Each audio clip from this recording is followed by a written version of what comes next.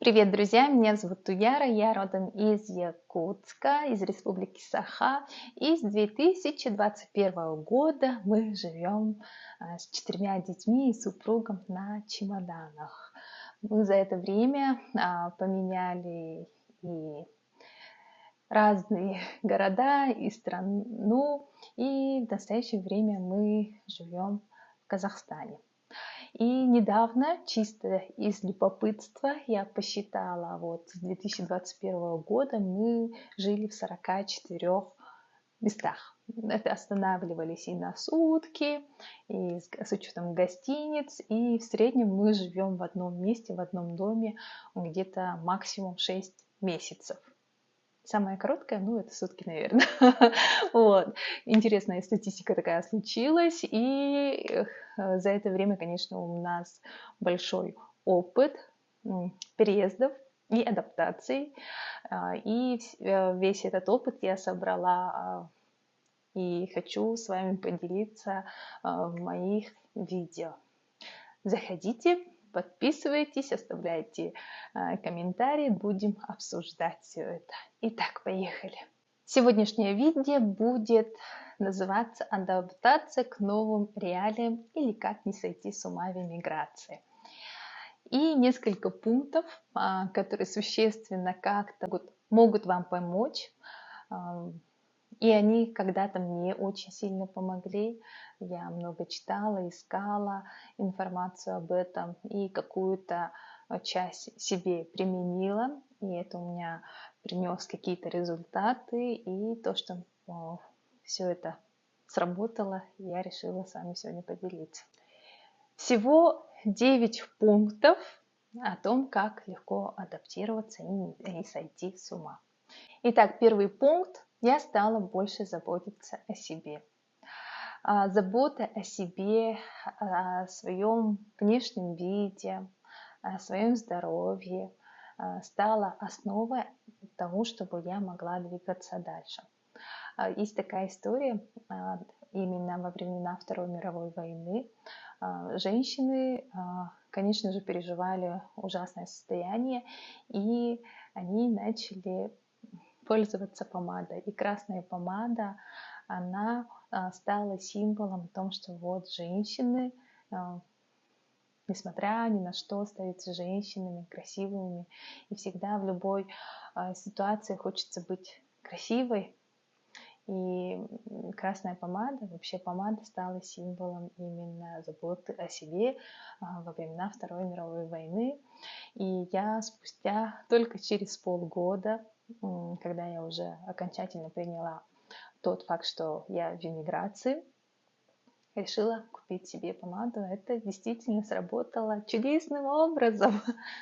Вот такая. Второй пункт – это занятие спортом. Я уже много лет практикую йогу, и йога мне всегда в разные жизненные ситуации помогает. Это не только физическая такая тренировка, но и тренировка моего внутреннего состояния ума. И поэтому я стала больше заниматься йогой, начала пробовать разные виды тренировок, подключаю иногда бег. Ну, например, в Алматы воздух не очень чистый, поэтому в зимнее время я, например, не бегаю. Но так как воздух очищается, появляется возможность бегать, я продолжаю бегать. Хожу там иногда на пробные такие бесплатные занятия, например, там по танцам и так далее, и примеряю вот разные виды физической активности. Это классно. Все равно, когда после тренировки, когда выработался серотонин, и с любой тренировки я знаю, что каждый человек выходит с улыбкой. Но также в эмиграции в первое время мне очень помогла учеба. Учеба может быть любой. Я выбрала для себя стать разработчиком по iOS и начала учиться. И эти 3 месяца у меня пролетели просто быстро, легко. И это, в общем, классно.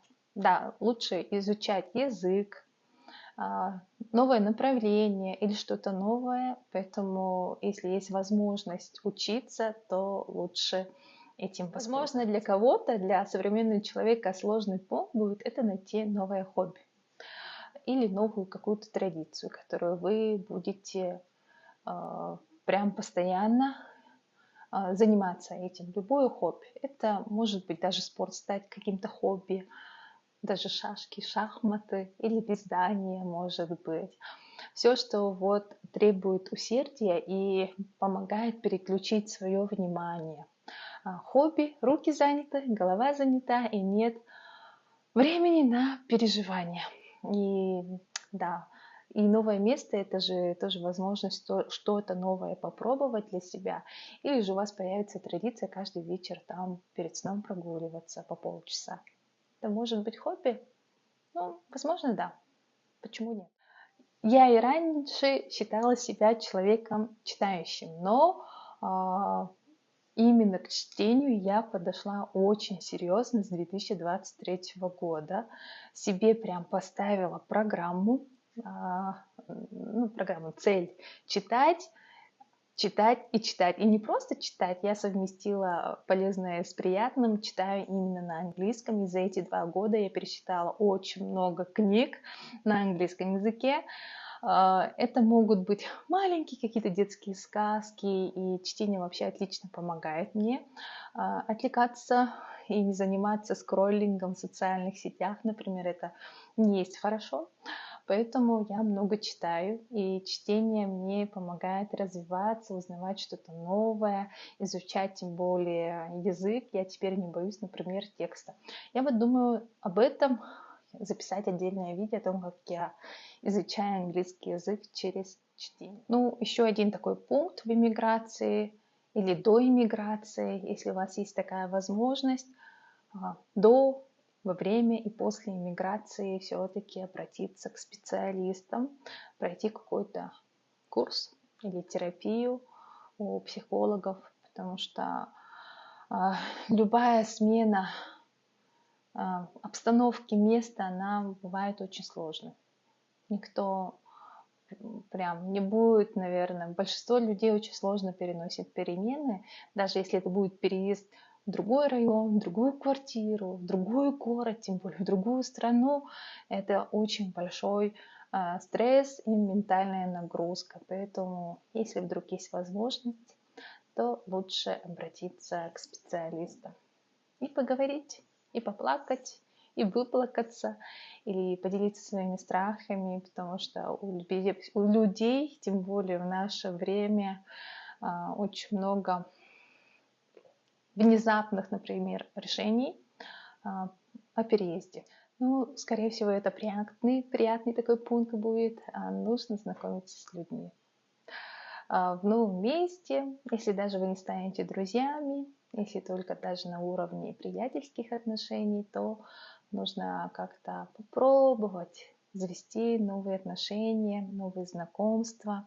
И эти знакомства, они все равно подарят вам более теплые, положительные эмоции. Только ради хотя бы этих эмоций. Общение очень важно. Ну, например, честно говоря, я первые годы была очень закрыта, очень мало с кем общалась, но надо все равно попробовать выходить из своей скорлупы, из зоны комфорта и начать общаться с людьми. И еще один пункт – это минимализм и экологичность.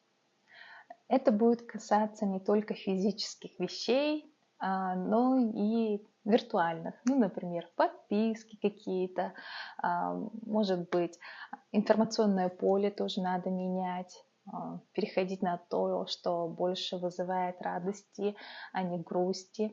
Это тоже важно, минимализм. Ну, еще плюс вещи, конечно, если вы будете также часто переезжать, а вы будете первое время часто переезжать, поэтому, конечно, не стоит заниматься захламлением своего пространства, и это поможет вам. Да, поможет, обязательно поможет при переездах дальнейших и самоощущению. Поэтому старайтесь придерживаться минималистичного и экологичного образа жизни. И последний пункт – это ставить цели. делать списки своих желаний, пожеланий, целей. Это очень важно, потому что жить без цели — это очень сложно. Я понимаю, что мир и время, и события, какие-то вот места могут очень быстро меняться, но все равно иметь какой-то свой гибкий план, оно будет помогать вам стоять хотя бы немножко твердо на ногах своих. Списки своих желаний. Пишите, что вы хотите. Например, там, попробовать какой-то кофейный напиток, сходить именно в тот парк погулять. Вот такие маленькие цели. Или же вот я, например, поставила первый год читать цель на английском языке. И я прям ее придерживалась. И это мне очень сильно помогало. Поэтому вот какие-то маленькие шажки помогут вам облегчить ваше состояние при иммиграции. Ну и напоследок я хочу сказать, что для всех этих действий не нужно очень много денег. Это может быть совершенно бесплатно, потому что вы работаете над собой, над своим состоянием, и они обязательно дадут свой результат, и это то, что мне помогло, и, возможно, кому-нибудь тоже поможет. И никогда не отчаиваться, быть гибкими, и любые перемены встречать с улыбкой. Значит, так и должно быть. Все, что не делается, все к лучшему. Это мой такой девиз по жизни уже. Давно я этого прямо даже в детстве, в школе, я там в анкетах писала: все, что не делается, все к лучшему. Вот, на этом я хочу завершить это видео. Если вы хотите что-то дополнить, пожалуйста, пишите, комментируйте, подписывайтесь и будьте со мной. У меня много разных видео, которые, возможно, вам понравятся. Спасибо, Махтал. Я сегодня, кстати, в определенной одежде и в символах. Конь — это кочевники, да, потому что мы все равно в пути находимся. И вот такая полосатая футболка, которая означает то, что вот наша жизнь — это черно-белая полоса, когда что-то происходит плохое, потом она перетекает в светлую, хорошую, белую сторону и сделает. И то, что мир не такой постоянный, и всегда все происходит в свое время, и все, что происходит, к лучшему.